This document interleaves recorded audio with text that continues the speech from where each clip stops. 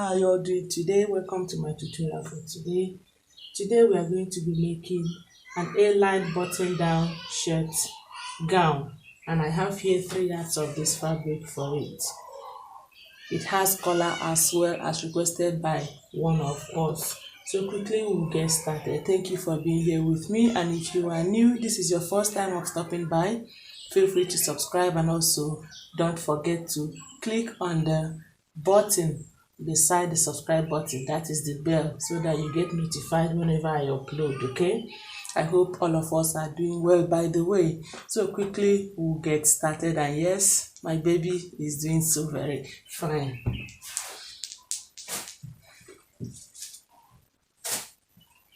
So we'll cut the lower part first of all.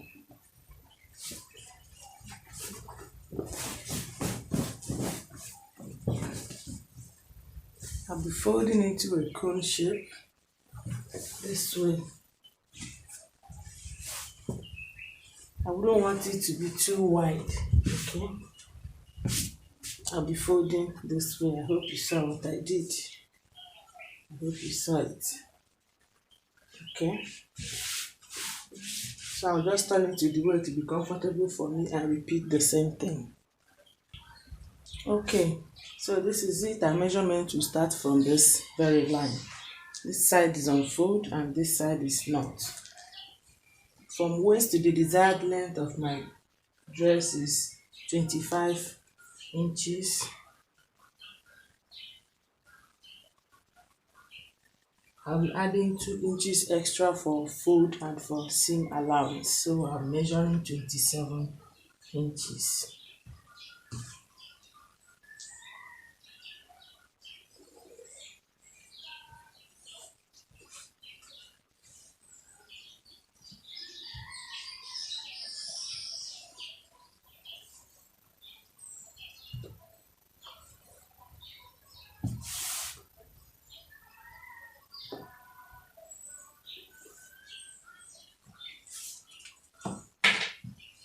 I'm cutting.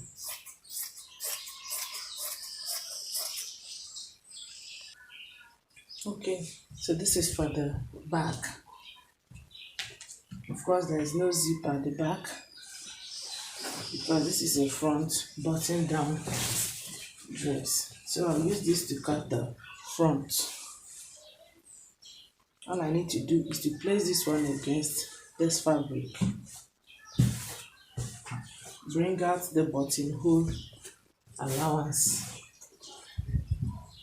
and then cut. I'll be using 2 inches.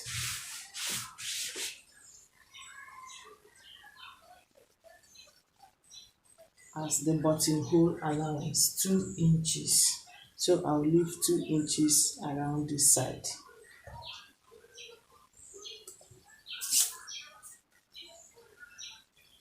Okay.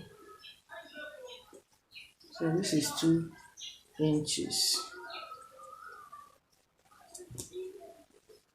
Or maybe let me make it 2.5 inches.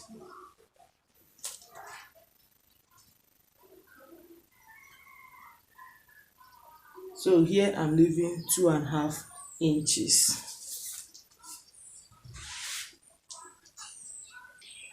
Okay, so this is it, and this is the buttonhole allowance, 2.5 inches. That's what I ended up using. So I'll cut the second one. This is one. I'll have to cut the second one. Okay, so we now have the 2 of them. Next will be to cut the bodice.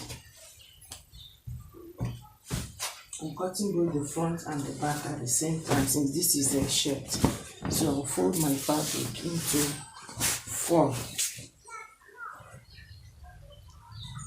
into 2, and then into 2 again, leaving buttonhole allowance of 2.5 inches, just as I did at the lower part. Okay, so the side that has the buttonhole allowance will now be the front bodice. Half length is 16.5 inches. I'll add 1 inch extra.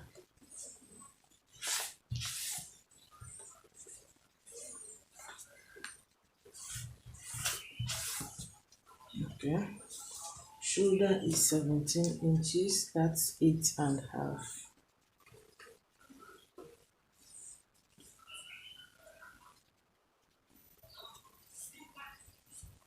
This is 3 inches for shoulder slope. I'll use half an inch.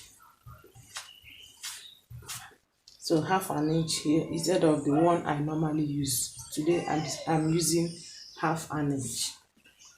Armhole is 7.5 inches.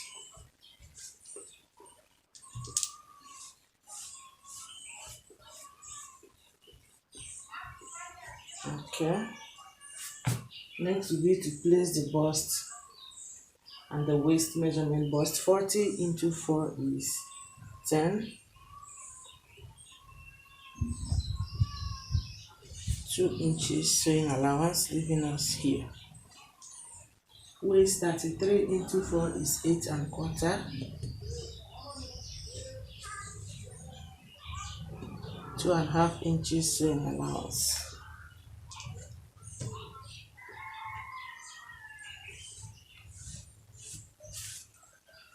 Okay.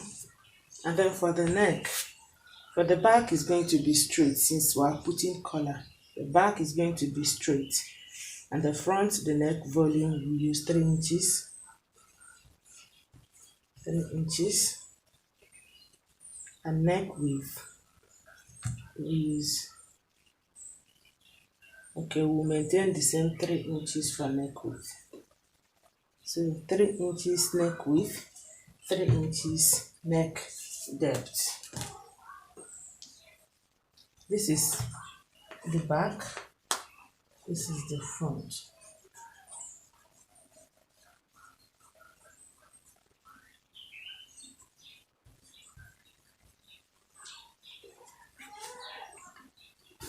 And then I'll cut.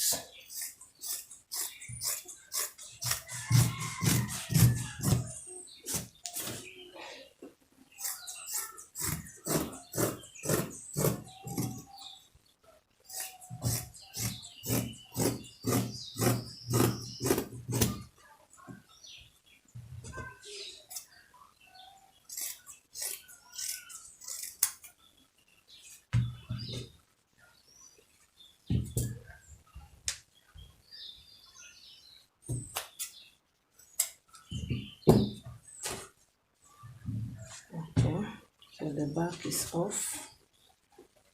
Normally sometimes I have to notch this 2.5 inches here.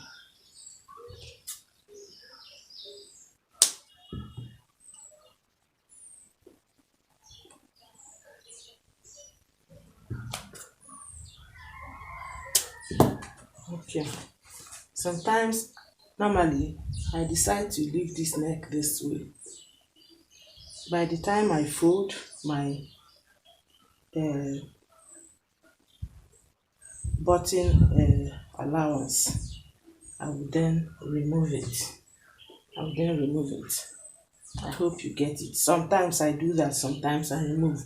The reason I like to do this before removing the neck volume is sometimes when you cut it and then you are folding, it shortens along here.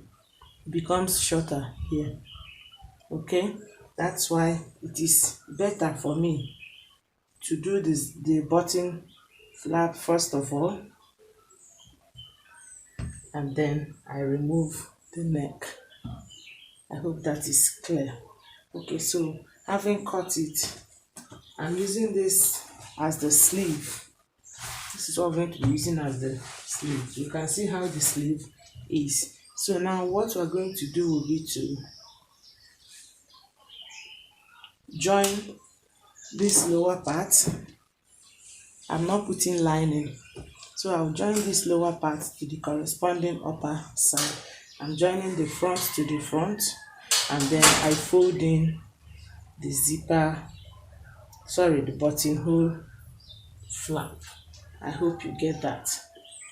You can decide to fold the buttonhole of the upper one separately, fold the lower part separately, and then join, whichever works for you. Or you can decide to join them and then fold. Whichever works for you is fine. So I'll do that immediately. Okay, so I've done the buttonhole flap. I hope you see it. This is my neck width here. Let's not forget. And here is my 2.5 inches I made available for my buttonhole.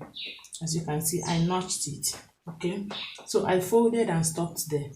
So this is now the buttonhole flap. You don't fold from there like this. It will shorten the shoulder. So you fold and stop at the knot you made for the buttonhole flap. Okay. Now, if I'm to place the back against this one, you will see that what we have as an excess is this buttonhole.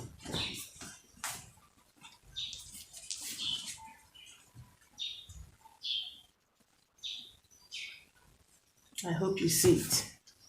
You see what we have as an excess is the buttonhole, the flap. Okay, assuming you folded to this point this way, it means you don't have any buttonhole again. Okay, so you fold and stop. Make sure your stitch falls at that notch you made for the buttonhole. Okay, I also put my dart. I hope you can see it, both at the front and at the back. So the next thing will be now to remove the neck volume.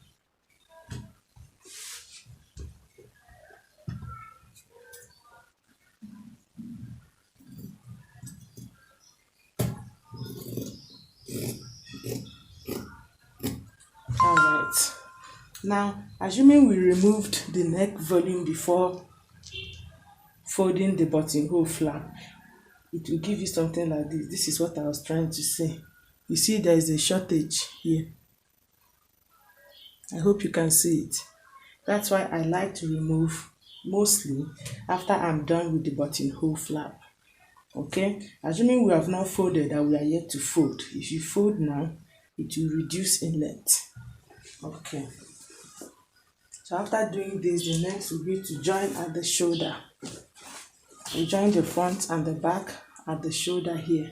When I do that, I will close them at the two sides using the bust and the waist measurement. We are not making use of any hip measurement, so the measurement is just the bust and the waist. And then I'll make provision for where we put our pocket. That is 3. Okay, I'll use 2 inches below the waistline. The opening should be about 7 inches. I hope you get that. So I will close from here and stop here and leave between these points open and start from here again to close it down. So I've done the joining. I also folded the hemline. This is the position for the pocket. Next thing to be done will be to measure the circumference of the neck and cut out the collar. I'll be cutting the collar and the collar stand together.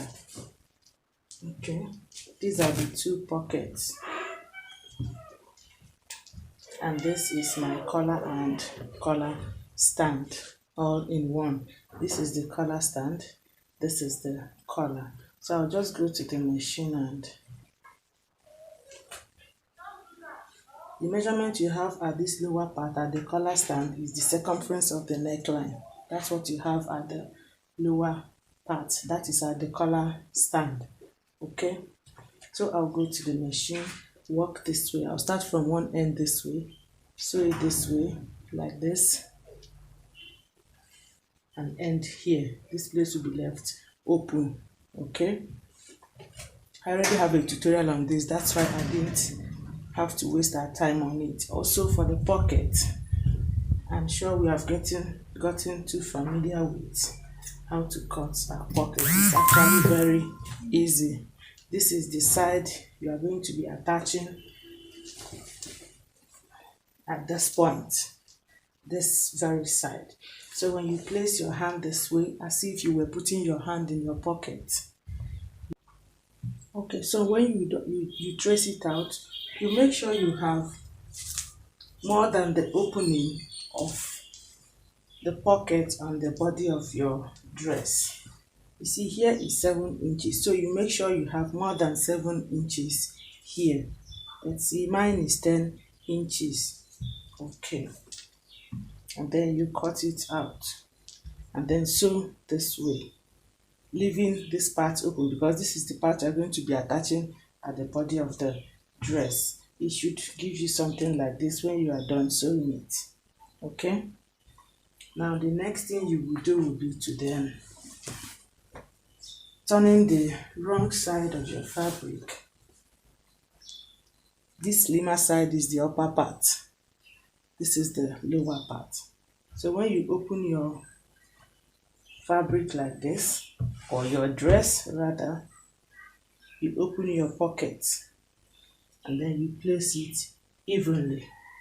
Okay, this side attached to this side and this side attached to this side, and then your pocket is done. All right, and here is my collar. I've sewn it. The next will be to turn it, give it a good press, and then attach. And these are the sleeves.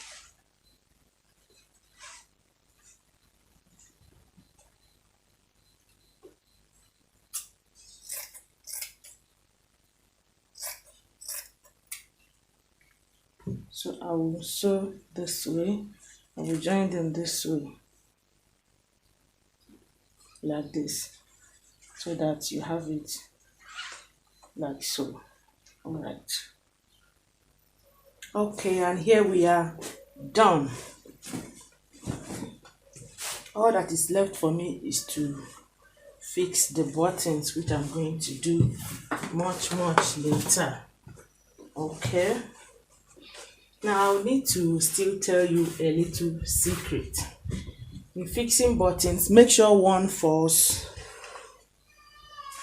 at your shoulder to nipple. In fixing your buttons, make sure one of the buttons falls at your shoulder to nipple. The reason it's important you do this is so you don't need an extra pin to hold your shirt when you wear it, or your button down dress or clothes when you wear it.